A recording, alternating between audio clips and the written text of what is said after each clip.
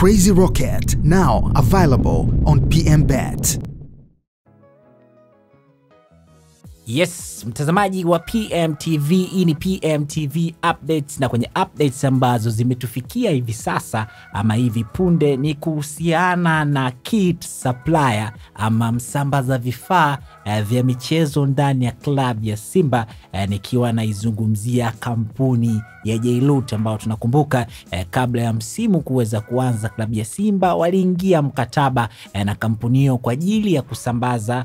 vifaa hivyo vya michezo vya klabu ya Simba, lakini pia kulikuwa kuna ahadi ambazo kampuni hiyo ilikuwa imeziweka kwamba inawezekana ikaitimizia klabu ya Simba ahadi hizo. Na moja kati ya ahadi ambayo kampuni ya Jailut iliweka ni pamoja na kuinunulia klabu ya Simba haswa kwa upande wa wanaume basi la kisasa kabisa aina ya Iliza. Na kwenye kumbukumbu ambazo ziliandikwa ni kwamba alizungumza mwakilishi wa kampuni hiyo kwamba kufikia mwezi wa 10 mwaka huu 2025 basi hilo litakuwa limefika nchini Tanzania, lakini kufikia mwezi wa 11 litakuwa mikononi mwa klabu ya Simba. Lakini tunafahamu hizi siku 2-3 ambazo zimepita kumekuwa na mijadala ambayo imeibuliwa haswa kwenye mitandao ya kijamii, watu wakiwa wanahoji liko wapi basi aina Iliza ambalo kampuni ya Jailut iliweza kuahidi kwa timu ya wanaume kwa upande wa klabu ya Simba. Na kutokana na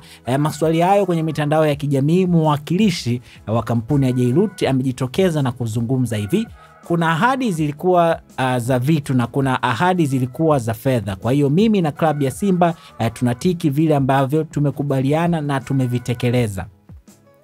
Klabu ya Simba na uongozi